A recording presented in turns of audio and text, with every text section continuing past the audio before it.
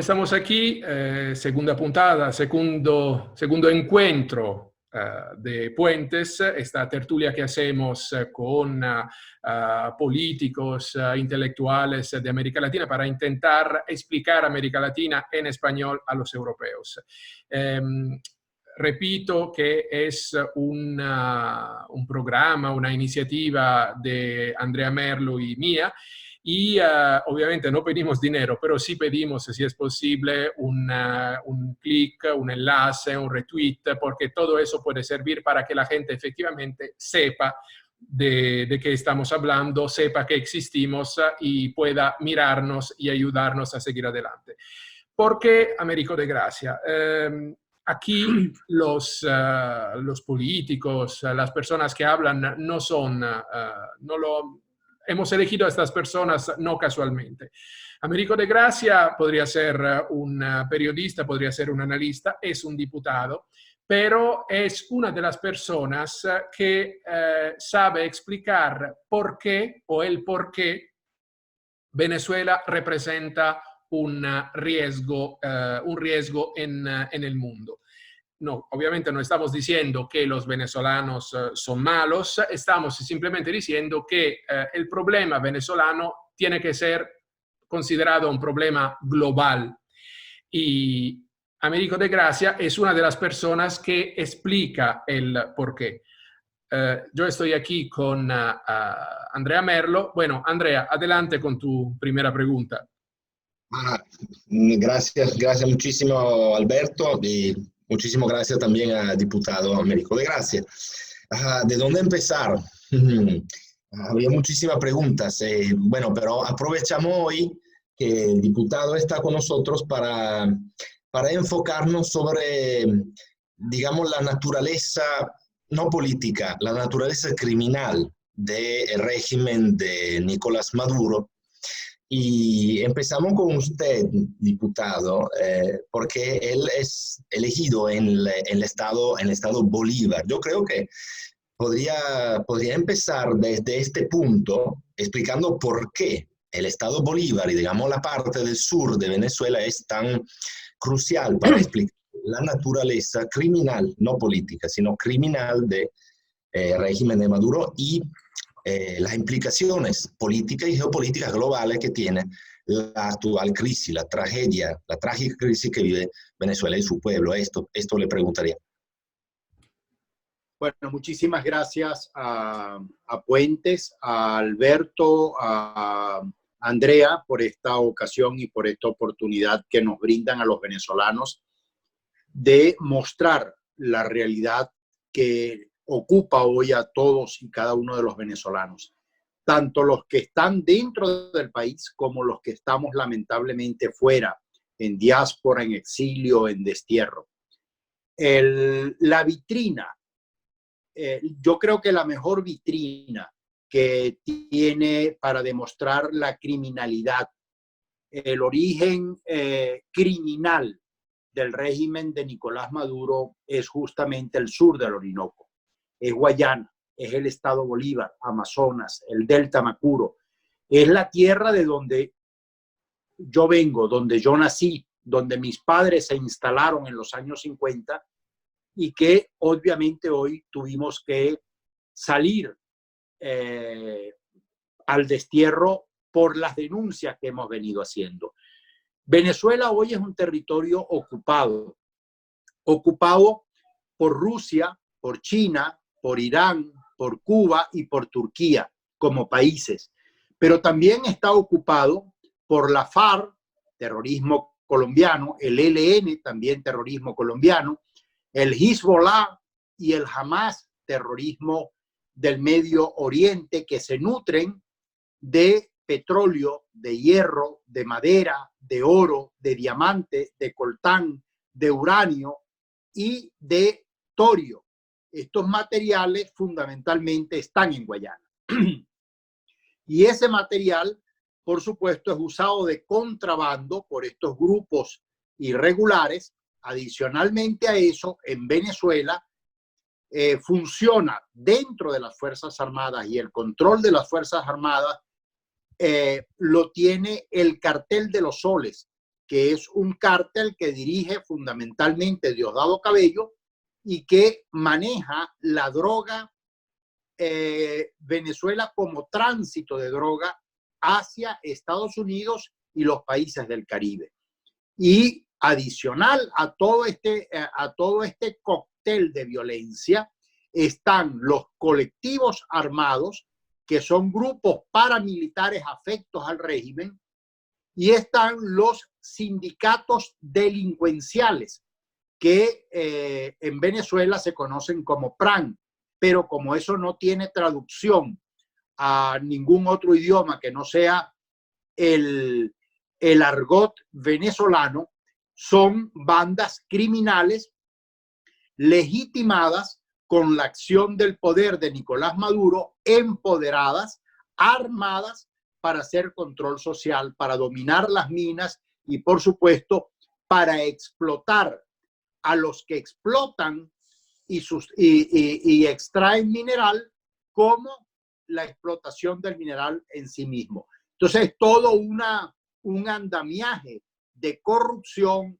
de criminalidad y, por supuesto, de violencia, que a su vez es una autopista de doble vía para financiar el terrorismo internacional, y que el terrorismo internacional también le sirva al mundo entero de amenaza de que si tocan a Venezuela, bueno, como dicen allá en mi pueblo, ardería Troya, porque comenzarían a funcionar todos estos grupos dentro y fuera del país. Esa es, digamos, en grandes pinceladas, lo que está ocurriendo lamentablemente hoy en Venezuela, y Maduro perdió la legitimidad originaria del voto, porque no hubo elecciones transparentes y fueron altamente cuestionadas, pero también perdió la legitimidad del ejercicio del gobierno al aliarse con estas bandas criminales, y que hoy están siendo solicitados por la justicia norteamericana. Y por supuesto, todo esto ha traído un calvario de tragedias acumuladas a todos los venezolanos dentro y fuera del país, porque hoy con el coronavirus o con el COVID-19, bueno, muchos venezolanos que están en Colombia, en Ecuador, en Perú, en Chile, donde el mundo se les ha reducido aún más de lo que ya efectivamente lo tenían, y han pretendido regresar a Venezuela, tampoco han podido hacerlo en paz como pudiera hacerlo cualquier ciudadano o cualquier mortal al regresar a su país. Esa es la situación, lamentablemente, en Venezuela en este momento. Américo de Gracia, gracias a Dios nos ven también en Estados Unidos, por ejemplo. Para nosotros, para Andrea, para mí, una de las pesadillas de intentar contar lo que está pasando en Venezuela es que la gente, los medios de comunicación no te escuchan porque no se ve the big picture, el gran cuadro, no se ve lo que puede pasar en el resto del mundo. Hablando de Estados Unidos y del hecho que Donald Trump hasta la fecha, hasta ahora, no quiere, parece que no quiere intervenir militarmente en Venezuela. Nosotros hemos hablado de coltán, hemos hablado de oro, de diamantes, regresaremos sobre esto, pero un mineral que me interesa particularmente es el torio. ¿Usted puede explicarme qué tiene que ver el torio con Irán? Sí, el torio, Irán, Rusia y China son altamente cotizados porque el torio es un mineral con el que se fabrican fundamentalmente los cohetes, estas armas que se usan para la guerra, y efectivamente lo están explotando de manera desafortunada en nuestra región. Y lo usan pues estos países para fabricar este tipo de armamentos. Y el gran operador de esto es Irán, y por eso decía que uno de los países que ocupa a Venezuela es Irán, junto con Turquía, que operan el oro, por ejemplo, en la empresa Minerven, junto con Rusia y China, que operan el hierro, el aluminio, la madera, el coltán, el diamante. O sea, es todo un entramado. Pero específicamente en el caso del torio es Irán, y seguramente los rusos también tendrán su parte, pero estamos convencidos, de acuerdo a la información que manejamos, suministradas por efectivos y oficiales de nuestras Fuerzas Armadas, que el torio lo están explotando, en este caso concreto, los iraníes. Y antes de darle la palabra a Andrea, nosotros queremos también explicar sencillamente los temas económicos y lo que está pasando en el país. ¿Qué significa? ¿Puede usted explicarme qué significa que los diamantes venezolanos no los certifican desde el año 2006? ¿Qué necesidad, qué pasa con los diamantes venezolanos y por qué es importante esta situación? Porque es un problema no solo para la economía de Venezuela, sino también para los estados cercanos, por ejemplo. Sí, en Venezuela no se ha dejado de explotar diamantes. En el año 2006, el régimen de Hugo Chávez, anterior a Maduro, y que con quien se inició hace 21 años esta tragedia,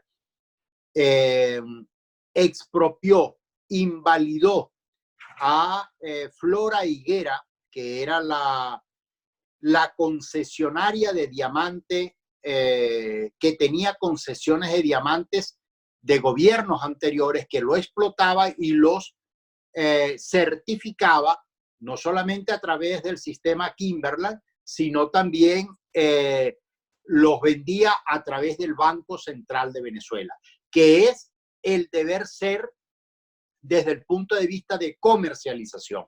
A partir del 2006 se le quitan las concesiones a la ciudadana Flora Higuera y dejan esto a, ¿cómo se dice?, a la buena de Dios, por decir algunas palabras. No es que dejen de explotarlo, es que lo explotan y lo supervisan con el ELN. Y hoy día no se reporta al Banco Central de Venezuela ni un solo centavo de dólar por concepto de diamante. Y al no entrar al Banco Central de Venezuela a la comercialización regular que ordena el manual de procedimiento, obviamente no pueden ser certificados con el certificado Kimberland, ni pueden ser vendidos al exterior de manera legal o de manera legítima. Y esto representa... Es decir, si lo entiendo bien, que no se pagan impuestos y entonces con ese dinero no se pueden construir infraestructuras. Absolutamente, eso es correcto. No se pagan impuestos, no ingresan al fisco nacional, no ingresan ni son triangulados a través del Banco Central de Venezuela como manda la ley.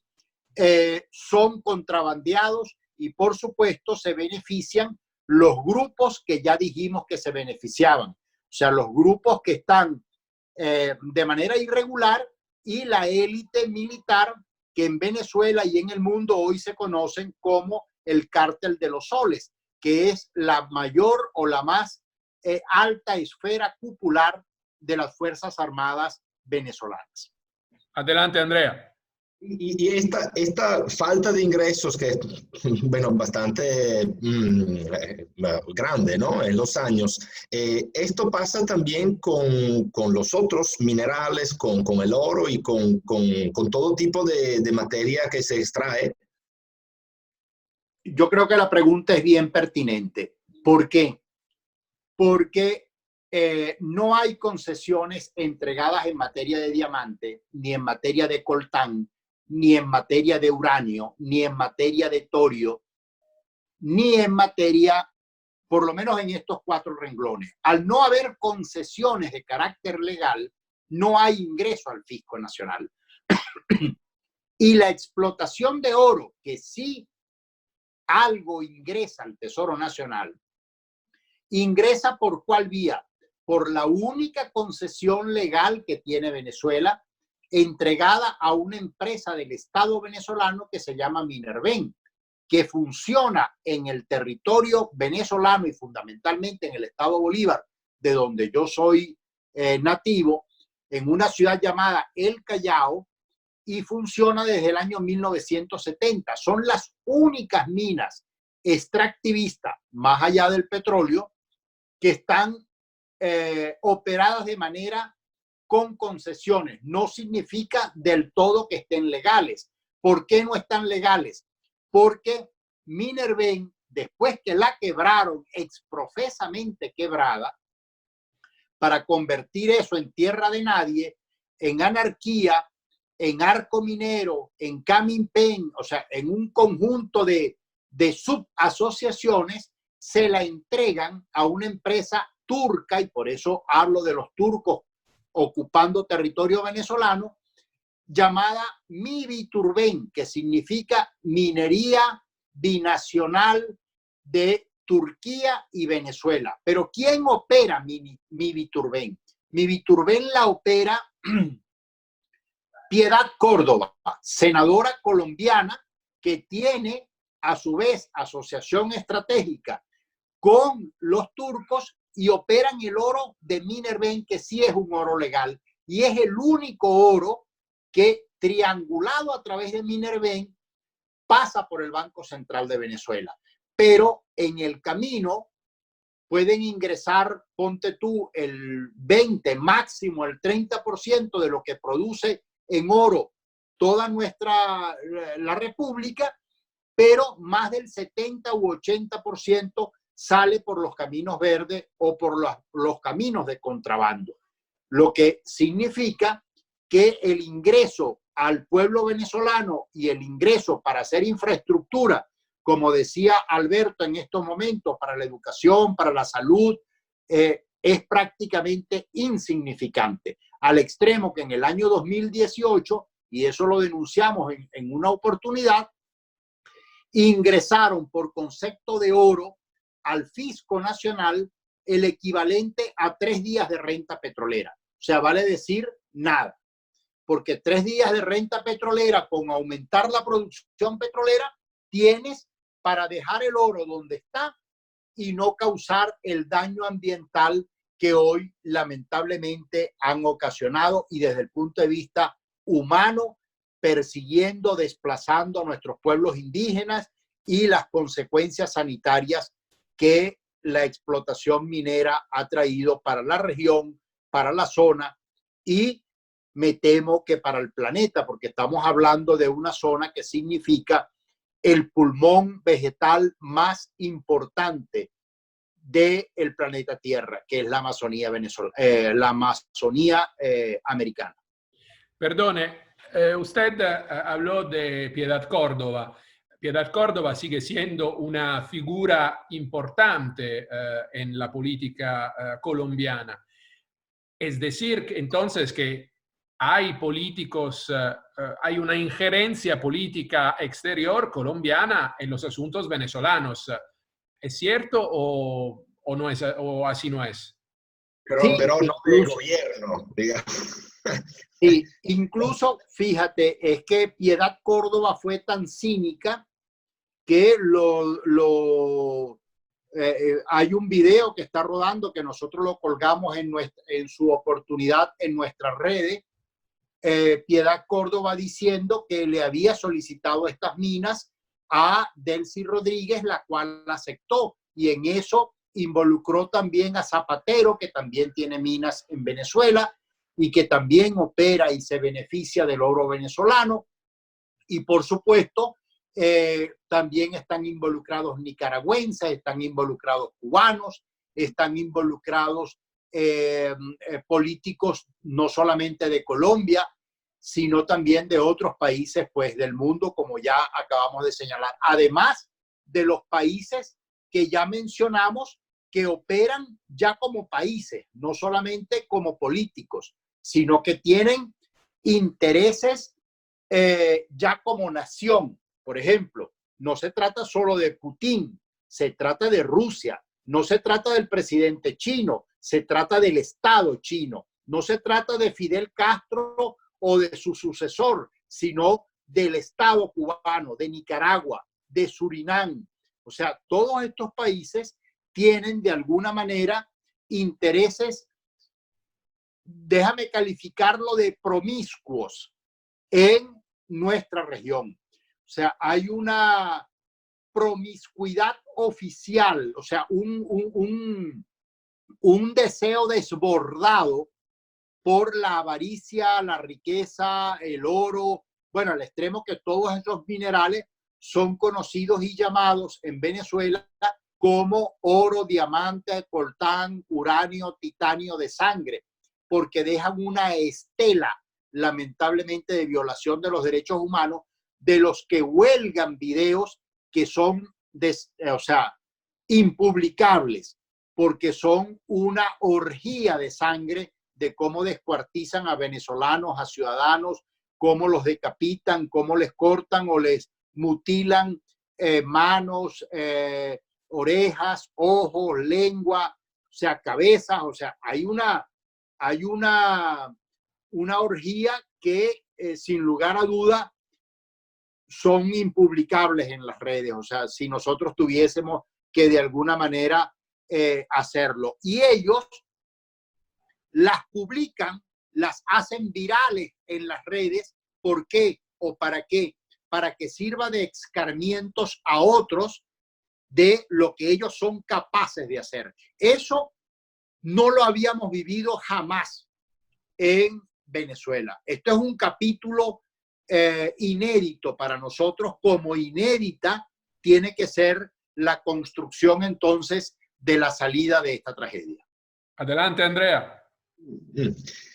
Tendría muchas preguntas, no sé si tenemos el tiempo, espero que sí, porque también a este tema de la ecología y de los derechos humanos de los indígenas, yo creo que habría que enfocarnos un poquito, ¿no? Porque esto pone, digamos, algo en contradicción con la narrativa seguramente continental, seguramente mundial y seguramente europea, de que, digamos, los países que ofenden y que violan los derechos del ambiente o no, del medio ambiente y de los indígenas normalmente no son los socialistas. Esto está un poquito en contradicción.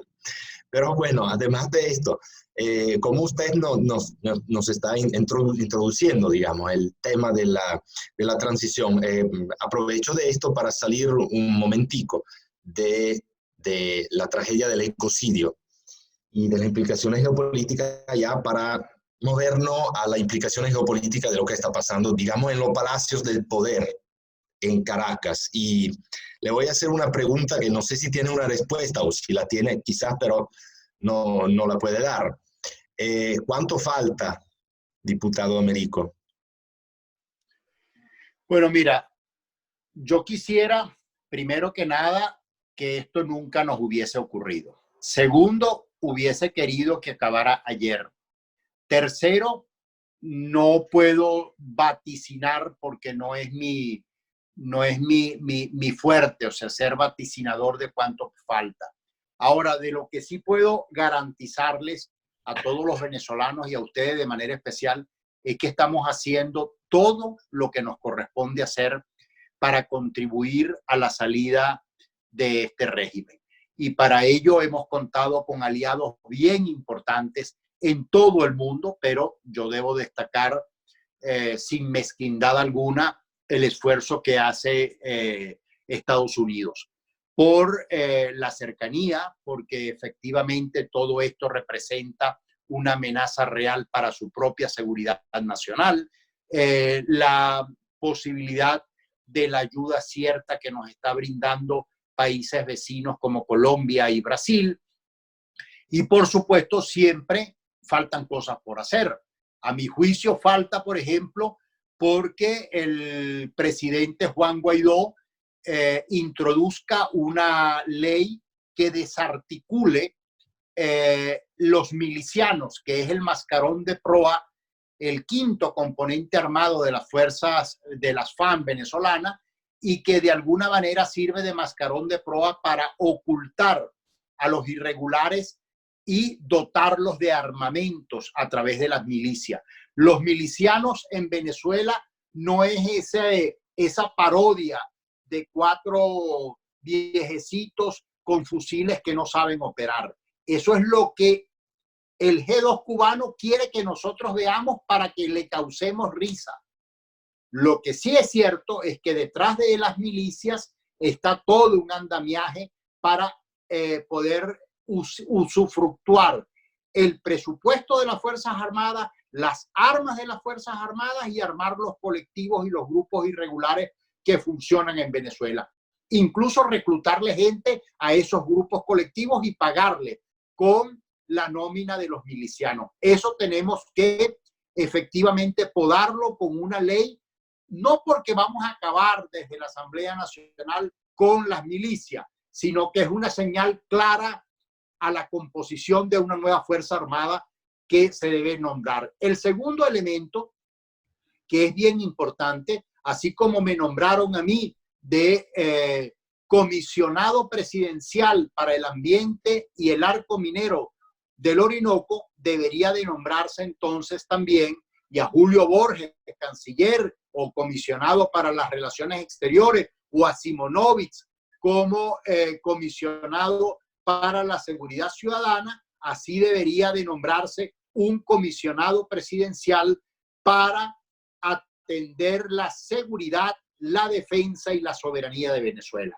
Por supuesto, no puede estar radicado en Venezuela por razones obvias, porque sería objeto de persecución y captura, pero sí puede operar fuera del territorio nacional y que sirva de enlace con los gobiernos aliados para acelerar los procesos del que tú estás fundamentando tu pregunta y poder tener más temprano que tarde. Yo aspiro y espero y trabajo para eso, para que sea este mismo año 2020 el cierre de este episodio y se abra un nuevo ciclo de democracia, de libertad y de gobernanza en nuestro país. Américo de Gracia, una pregunta. ¿Por qué usted, las críticas que le hacen son, por ejemplo, que usted no tiene prueba de lo que afirma, que los diamantes no son diamantes venezolanos, que el oro no es oro venezolano? Pero, a lo mejor me equivoco, me parece que el estado de Surinam juega un papel muy importante. ¿Puede explicarme usted qué papel? Sí, Surinam es un estado criminal similar al de Venezuela y que no tiene, obviamente, la mirada puesta de Venezuela. El mundo no está mirando a Surinam en este momento.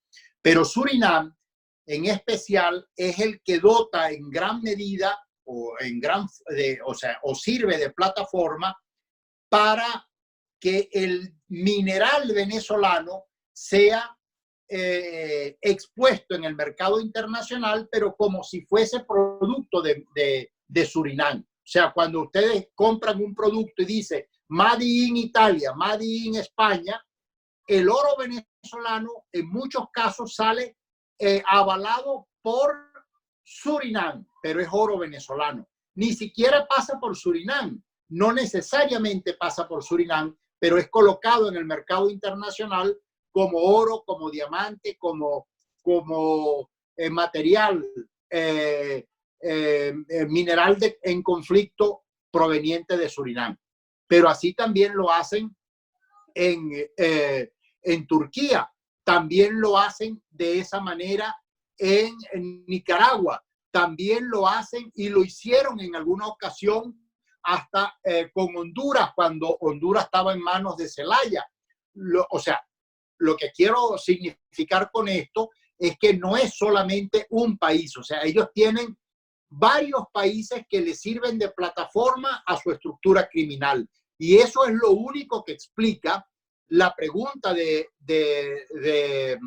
Merlo cuando nos decía, bueno, ¿cuándo vamos a salir de esto? No podemos salir tan fácilmente como se pudo haber salido de una dictadura cualquiera, porque no estamos enfrentando a políticos, estamos enfrentando a una banda lamentablemente criminal que tiene tentáculos desde el punto de vista terrorista, desde el punto de vista militar, también tiene desde el punto de vista de la droga y de minerales en conflicto. Y adicionalmente a eso, el apoyo de dos grandes potencias, como es el caso de Rusia y el caso de China, que no es cualquier cosa.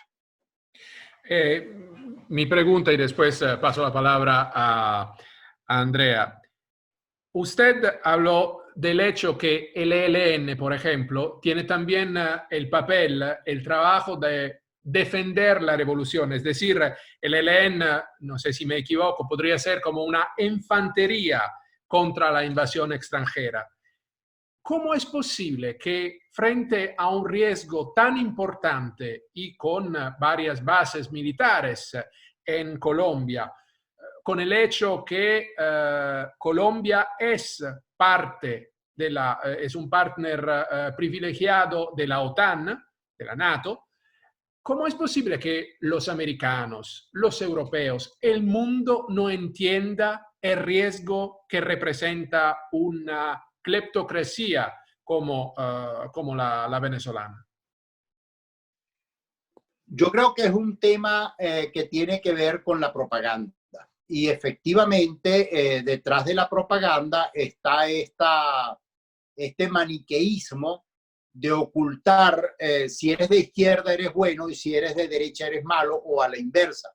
Y esto trasciende a un asunto de carácter ideológico. Esto no es una discusión sobre el sexo de los ángeles o sobre la circuncisión, sobre la que los cristianos debatieron durante muchísimo tiempo. Este es un tema mucho más complejo de cómo combatir una organización criminal. Yo creo que no hay precedentes en la historia, al menos contemporánea, de cómo combatir un régimen criminal como el que habita o cohabita en Venezuela. Y por otro lado, no ha sido fácil en el caso de Colombia combatir al ELN y a la FARC cuando se nutren de un mercado negro, como el caso de la droga y ahora como el caso de los minerales en conflicto. Y adicionalmente a eso, cuando estos grupos terroristas son apoyados por el Estado venezolano. Cuando digo el Estado venezolano no me refiero solo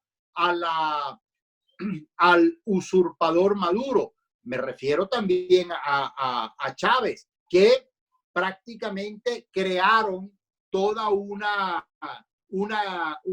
épica hablando bien de los helenos y hablando bien de la FARC, incluso en su oportunidad, ya no tanto, tenían a Fidel Castro, por ejemplo, como la vedette, aquel que desafió al imperio norteamericano, etcétera, etcétera. O sea, es una película un tanto larga, un tanto cruenta, que tiene que ver con el imaginario colectivo de los ciudadanos del mundo. No obstante, nuestra tarea fundamental es dotar, y por eso veo con muchísimo agrado este tipo de programas como el de ustedes a través de canales informativos alternos, para que el mundo comience a enterarse y a comprender la naturaleza que nos está ocupando, que no es tan fácil decir blanco y negro. Ahora,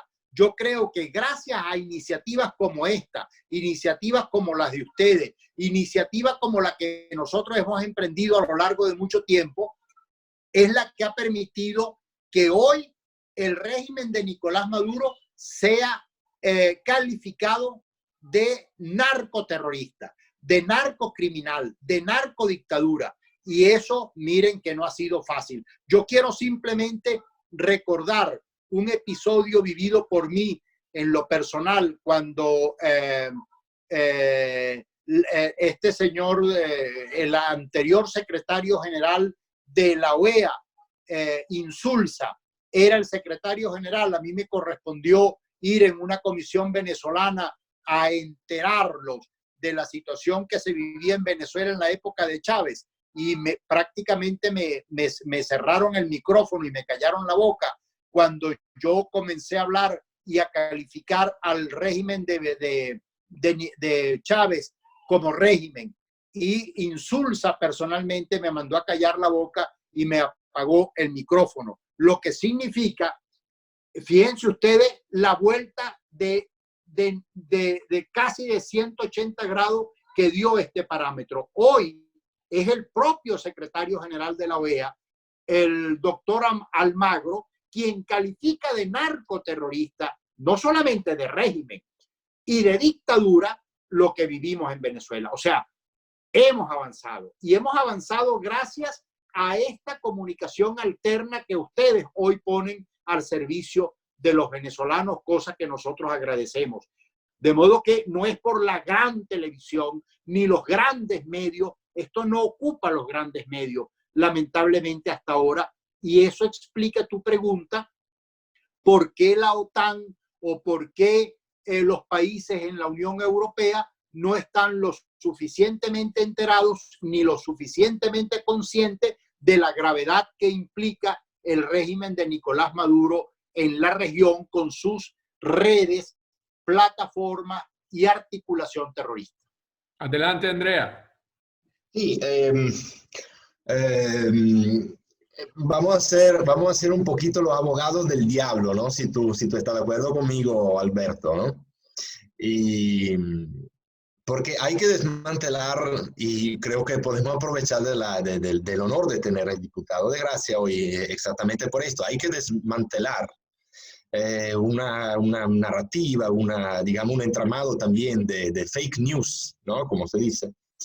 Y le preguntaría con un poquito de provocación, diputado, porque esto quizás no ayuda a entender bien lo que ha pasado históricamente, lo que ahora está pasando, el origen de lo que está pasando, y nos ayuda a meter de lado la batalla ideológica que, como usted justamente dice, es una máscara, ¿no? Para confundir la idea en el mundo y para hacer lobbying global, para dividir el mundo.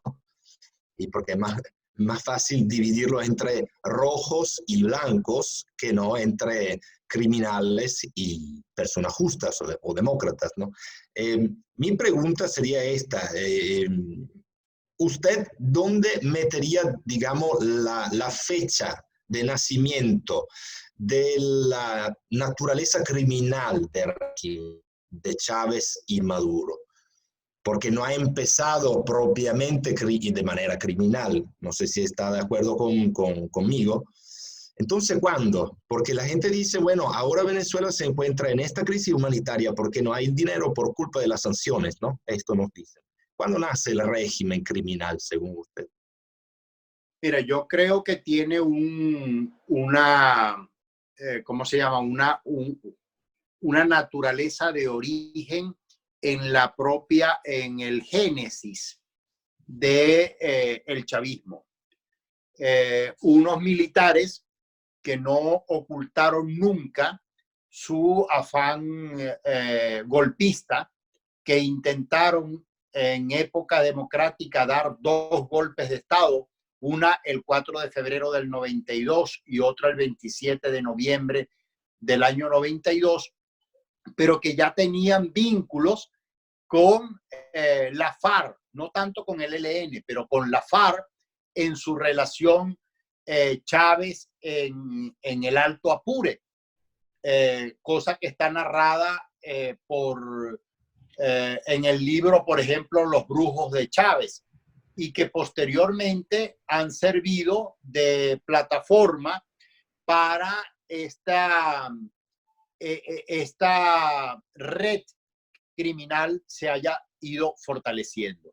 Y posteriormente a esto, bueno, por supuesto no ha sido un tránsito fácil y Chávez tuvo la ventaja de los precios petroleros altos, cosa que no ha tenido Nicolás Maduro.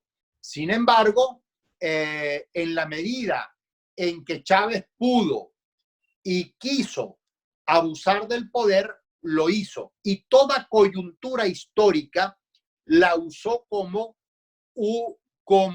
propósito para revertir la institucionalidad. Por ejemplo, toman el poder, cambian la constitución se aprueba el 15 de diciembre de 1999 en medio de la aguada de Vargas, o sea, en una fecha en la que se aprovechó prácticamente una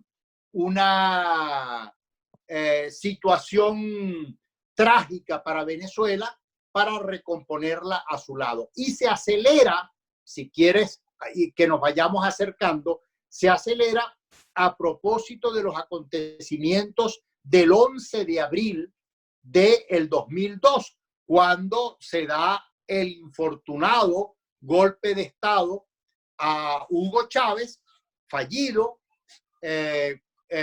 encabezado por Carmona. Y eso prácticamente aceleró y desencadenó todo un conjunto de acciones que le permitió a Chávez acabar con la institucionalidad de PDVSA y la poca institucionalidad que ya quedaba dentro de las Fuerzas Armadas. O sea, cada situación que se daba en el país, Chávez la convertía en un elemento para avanzar en su propósito. Y por supuesto, Maduro no ha cambiado la metodología, porque la metodología no es ni de Maduro ni de Chávez. La metodología es estrictamente de Cuba. O sea, el guión de esta tragedia no está elaborado en Venezuela, no es un patrimonio de Miraflores, sino más bien un patrimonio de los Castro, de Cuba, y de alguna manera todo este entramado obedece a una política hecha y elaborada por la dictadura y el régimen cubano. Andrea. Aprovecharía de esta referencia a Cuba para pedirle, para preguntarle también, ¿cuándo empieza históricamente la influencia o sea, los intentos, digamos, de Cuba en Venezuela? Porque esto también es interesante, ¿no?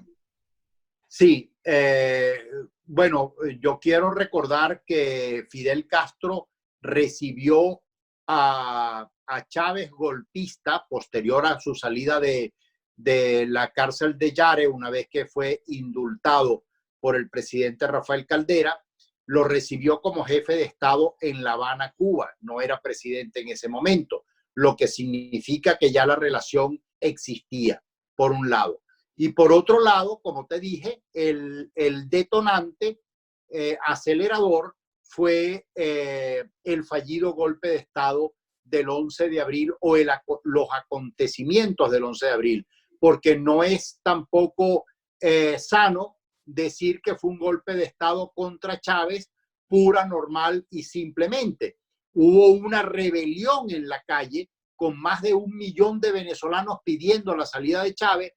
Chávez renuncia y Carmona, con una cúpula militar, convierte en eso en un vulgar golpe de Estado que todavía hoy pagamos las consecuencias. Pero son antecedentes también, o sea, en las décadas anteriores, antecedentes, digamos, de los 90s, o sea, en los 70s ya habían intentos, 70s o 60s también, no sé, ya habían intentos de influencias, presencia de inteligencia o intentos de, digamos, de influir en la cabeza, en el pensamiento de gente que estaba en la élite, no sé si política o militar también, de Venezuela, por parte de Cuba, por supuesto. Por supuesto, y hubo varios intentos de invasión de Cuba con guerrilla o guerrilleros cubanos y venezolanos al mismo tiempo para entrometerse en el poder. Hubo una penetración en la élite militar de los años 60. Se registraron alzamientos militares en la época de Rómulo Betancourt, llamados el Carupanazo, el Barcelonazo, el Porteñazo, que fueron alzamientos militares con una altísima influencia ideológica por parte de Fidel Castro, pero que sin embargo tanto el gobierno de Rómulo Betancourt como los gobiernos sucesivos, fundamentalmente Leoni y Caldera, supieron timonear el barco para que no naufragáramos en las costas fidelistas. Y Fidel nunca engañó a estos demócratas de sus intenciones prácticamente colonizadoras, como lo hizo en el Congo, como lo hizo en África y por supuesto como lo ha hecho en buena parte de América Latina y que hoy se convierte en un referente con el Foro de Sao Paulo como instrumento, como elemento ideológico de influencia, no solamente en el continente latinoamericano y tercermundista, sino también en Europa, contando con intelectuales reconocidos. Pero la incursión de los Castros en Venezuela es de vieja data y yo creo que comienza justamente en el momento en el que Rómulo Betancourt le responde a Fidel Castro que no le podía vender petróleo de manera a precios preferenciales, pero no se lo podía regalar como él pretendía que lo hiciera. Entonces, al negarse a hacer... Perdone, diputado, y porque usted acaba de hablar de petróleo y nos llegan también otras preguntas. ¿Por qué siguen mandando gasolina a Cuba si en Venezuela no hay? Es una de las preguntas. Y después, ¿cómo está funcionando la Asamblea Nacional? ¿Qué está pasando con los migrantes de regreso en COVID-19? ¿Qué es esto en ese momento? Porque usted, quiero repetirlo a las personas que nos siguen, no está de vacaciones. Américo de Gracia tuvo que salir del país, tuvo que irse para Europa. Sí, en este momento casualmente el COVID-19 me asaltó prácticamente estando en España. Iba rumbo a una conferencia sobre el tema del arco minero y el ambiente y la Amazonía en Sao Paulo, Brasil.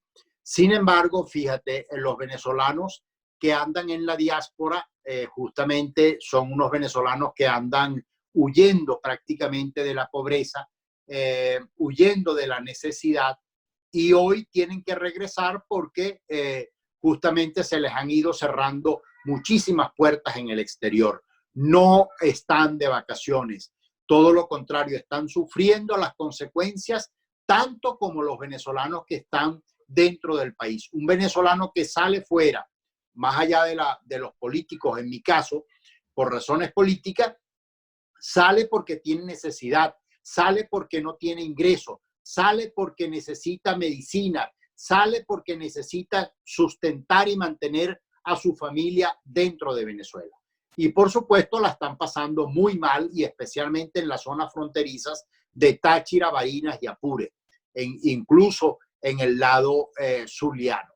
Por otro lado, la Asamblea Nacional obviamente es un parlamento y conforme al parlamento, conforme a la Constitución Nacional, al no haber un presidente legítimo, escogimos a Juan Guaidó para que asumiera la responsabilidad del interinato con todas las dificultades que esto implica. Y en último lugar, en el caso de la gasolina de Cuba, es la forma de cómo Venezuela ha sido colonizada por los Castro, por el castrismo, por el comunismo, al extremo que han colocado a Venezuela prácticamente de rodillas. No solamente le damos gasolina, petróleo o cualquier otro tipo de subsidio y de sustento a la isla, sino también hemos alimentado en gran medida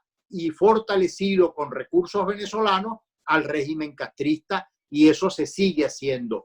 Desde el punto de vista económico no tiene explicación. Desde el punto de vista político es una colonización política. Andrea, aquí tenemos casi una hora el diputado hablando y contándonos el drama de lo que está pasando en Venezuela. Entonces yo diría dos preguntas más y después podemos cerrar. Y muchísimas gracias por eso. Adelante, Andrea. Bueno, una muy rápida, no sé si me puede contestar tan rápido, pero ¿hay empresas europeas que envían algo por allá? Es decir, hay también empresas europeas y que no sean iraníes, rusas y chinas que están, Sí, digamos ayudando sí. el régimen, este entramado. Esta una. En los últimos tiempos se ha comprobado la presencia de Repsol, que es una empresa petrolera española, y la AGIP de Italia, que también han tenido intereses en Italia. Incluso Bielorrusia, que también ha estado mostrando, empresas de Portugal, de Francia. O sea, hay muchas empresas que de alguna manera tienen intereses. Ojo, cuando yo hablo de esto no me refiero en complicidad con el régimen, sino que de algunas, por supuesto, tendrán complicidad con el régimen, otras no, porque tienen largas tradiciones dentro de Venezuela, aun cuando cada vez tienen menos. Andrea. Sí, era para preguntar objetivamente, ¿no? O sea, sí están, porque ya esto es una noticia, ¿no? O sea, Sí. bastante curiosa por parte de europeos como nosotros, ¿no, Alberto? La última, el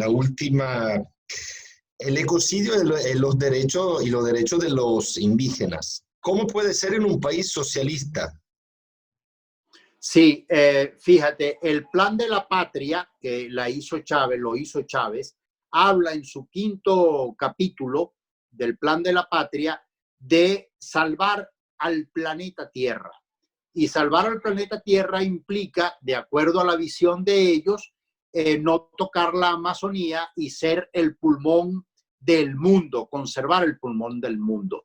Y todo esto lo que ha venido a demostrar es justamente o exactamente lo contrario. Han sido los elementos más perturbadores ambientales que han existido en Venezuela a lo largo de toda su historia, incluyendo la llegada de Colón hasta nuestros días. De modo que no hay precedentes en Venezuela de deterioro ambiental como este. Y la última resolución que se hizo en torno al arco minero del Orinoco, que fue el 8 de abril pasado, hace menos de una semana, afectaba o afecta directamente para la explotación de oro y de diamante al río Caroní, que es el segundo río más importante de Venezuela, al Caura, que es el tercer río más importante, al Carrao, al Cuchivero, al Aro, al Yuruari y al Cuyuni, que son los 5, 6, 7 ríos más importantes de todo el territorio nacional para explotar oro y diamante. Ahora, ¿quiénes son los afectados directos como indígenas? Los Yecuana, los Pemón, los Sanema, los Yanomami, son víctimas, los Guarao, son víctimas directas de esta tragedia. De modo que no tienen el pasaporte de socialista, no los libera de ser unos criminales ambientales como en efecto terminaron siendo. Mi última pregunta.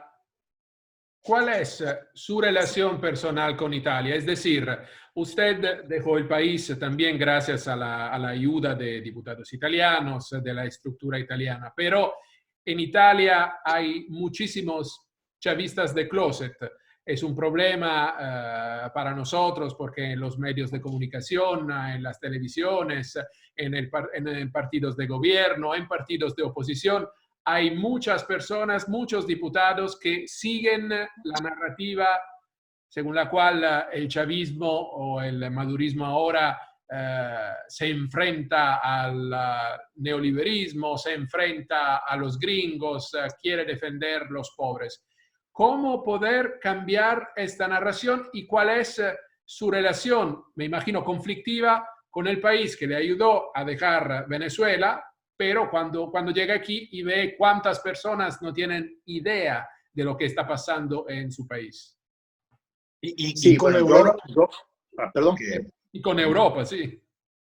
Sí, yo no Yo en esto no quiero responsabilizar a los pueblos, porque efectivamente quizás la relación más cercana de Venezuela y de Latinoamérica es fundamentalmente con España.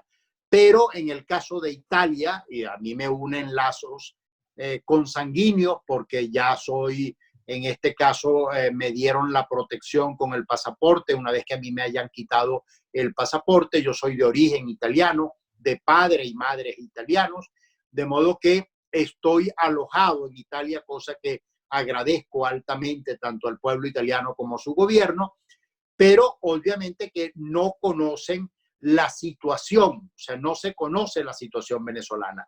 Y en ese no conocer la situación venezolana es que estamos apuntando a poder visualizar no solamente la tragedia, sino el origen de la misma. Y por eso digo que trasciende a lo ideológico. Es muy fácil defender a un gobierno cuando se dice, bueno, si es un gobierno de izquierda se defiende y si es un gobierno de derecha no se defiende, o a la inversa, dependiendo del gobierno en el que se esté o en el país en el que se esté. Por eso nosotros queremos descontextualizar el término, porque en Europa hay gobiernos de izquierda y hay gobiernos de derecha, pero el gobierno de Maduro no es ni una cosa ni la otra, sino todo lo contrario. Es una organización criminal y la tenemos que poner en ese contexto para que el resto del mundo entienda por qué estamos luchando de la forma como lo estamos haciendo. Bueno, muchísimas gracias por esta larga entrevista, larga charla sobre la situación venezolana.